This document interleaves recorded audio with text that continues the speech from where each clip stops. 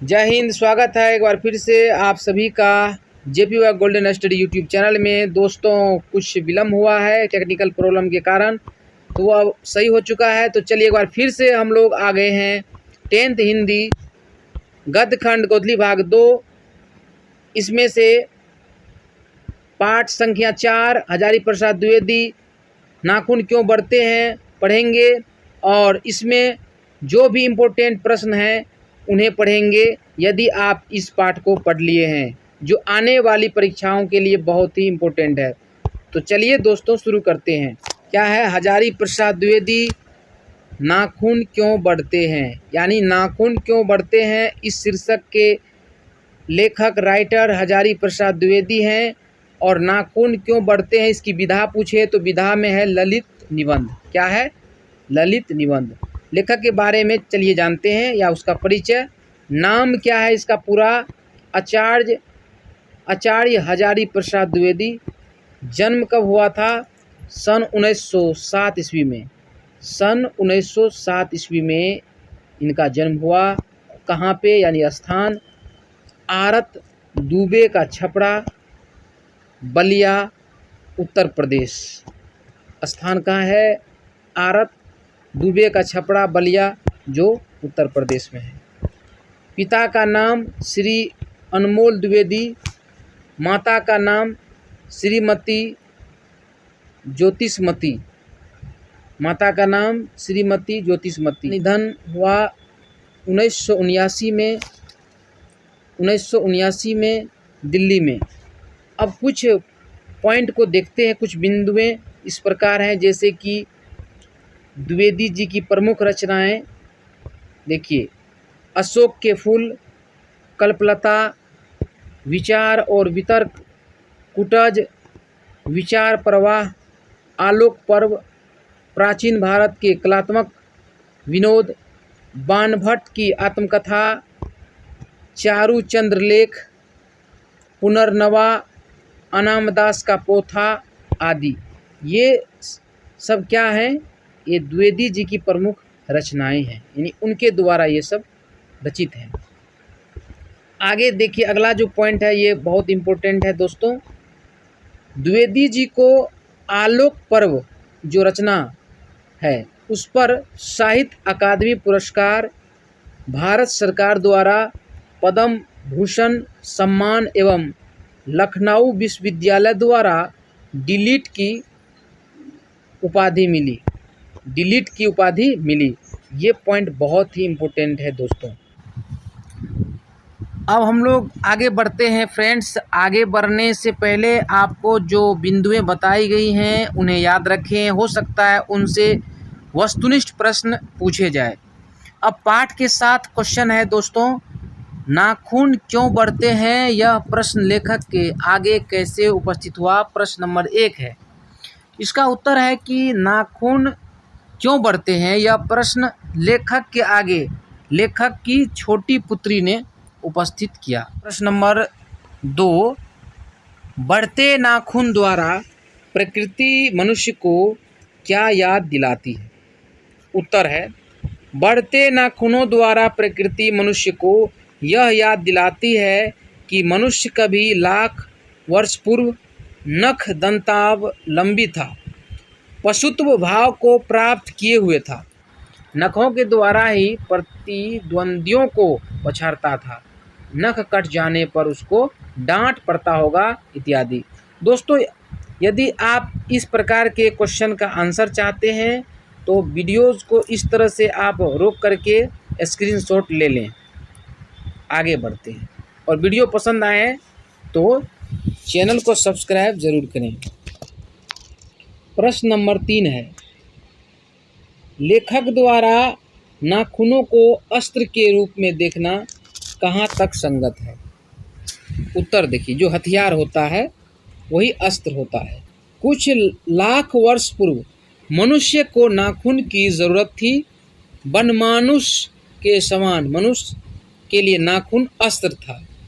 जैसे वन में रहने वाले वनमानुष के समान मनुष्य के लिए नाखून अस्त्र था, हथियार था, क्योंकि आत्मरक्षा, खुद की रक्षा एवं भोजन के लिए, भोजन हेतु नख की महत्ता अधिक थी। क्या है कि अपने नाखूनों के प्रहार से प्रतिद्वंदियों को पछाड़ता होगा उस टाइम में। उत्तर एक बार फिर से, कुछ लाख वर्ष पूर्व मनुष्य को नाखून की जरूरत थी। वनमानुष के समान मनुष्य के लिए नाखून अस्त्र था, क्योंकि आत्मरक्षा एवं भोजन हेतु नख की महत्ता अधिक थी। अपने नाखूनों के प्रहार से प्रतिद्वंदियों को पछाड़ता होगा। अगला प्रश्न है दोस्तों, प्रश्न नंबर 4, मनुष्य बार बार नाखून को क्यों काटता है? इसका सही जवाब है, उत्तर है यहाँ से कि नाखून मनुष्य का प्राचीनतम हथियार है। प्राचीन काल में मानव एवं पशु एक समान थे, यानी दोनों में अंतर नहीं था। लेकिन जैसे जैसे मानवीय विकास की धारा अग्रसर होती गई, मनुष्य पशु से भिन्न होता गया। यानी ह्यूमन डेवलपमेंट जैसे जैसे होता गया तो मनुष्य पशुता से भिन्न होता गया। ठीक है, पशुता से मानवता की ओर, मनुष्यता की ओर बढ़ने लगा मनुष्य।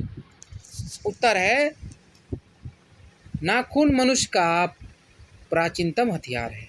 प्राचीन काल में मानव एवं पशु एक समान थे, दोनों में कोई खास अंतर नहीं होगा।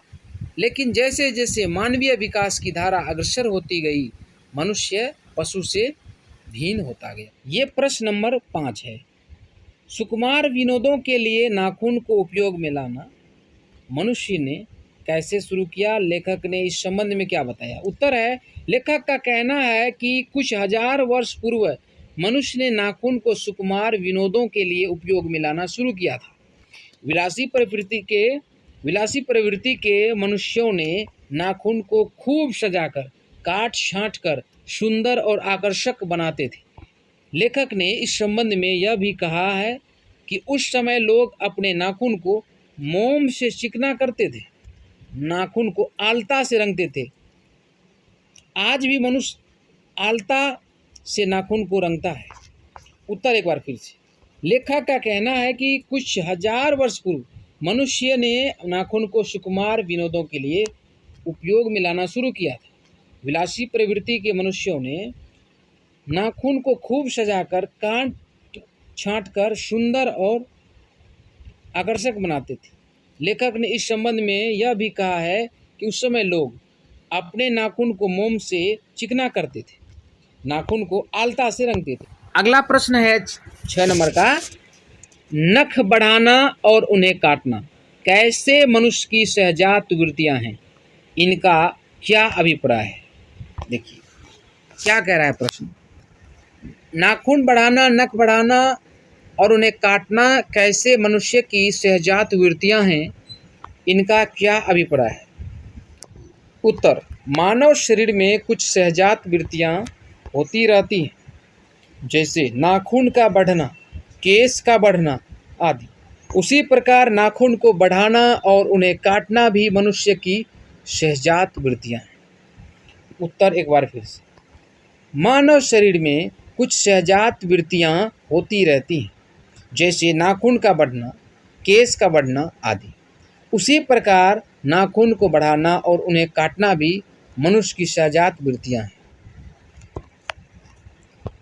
7वां प्रश्न है, लेखक क्यों पूछता है कि मनुष्य किस ओर बढ़ रहा है, पशुता की ओर या मनुष्यता की ओर? स्पष्ट करें।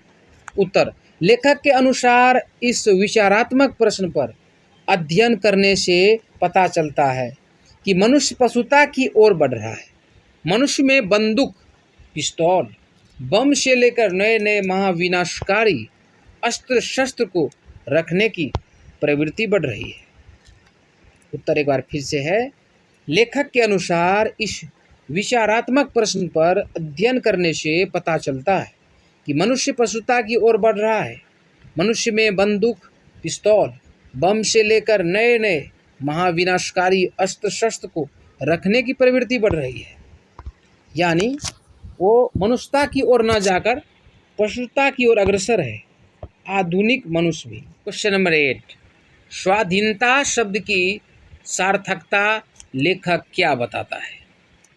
उत्तर है, लेखक कहते हैं कि स्वाधीनता शब्द का अर्थ है अपने ही अधीन रहना, क्योंकि यहाँ के लोगों ने अपनी आज़ादी के जितने भी नामकरण किए उनमें हैं स्वतंत्रता, स्वराज, स्वाधीनता, उनमें स्व का बंधन अवश्य है। देखिए, स्व माने अपना, निजी होता है। उत्तर है, लेखक कहते हैं कि स्वाधीनता शब्द का अर्थ है अपने ही अधीन रहना, क्योंकि यहाँ के लोगों ने अपनी आज़ादी के जितने भी नामकरण किए उनमें है स्वतंत्रता, स्वराज, स्वाधीनता, उनमें स्व का बंधन अवश्य है। तो दोस्तों, आज की वीडियोज़ में कुल मिलाकर के जो लेखक के परिचय के बाद महत्वपूर्ण प्रश्न हुए हैं, ये एग्ज़ाम की दृष्टिकोण से बहुत ही महत्वपूर्ण है। इन्हें आप 1-2 बार सुने और वीडियो पसंद आए तो चैनल को सब्सक्राइब करें।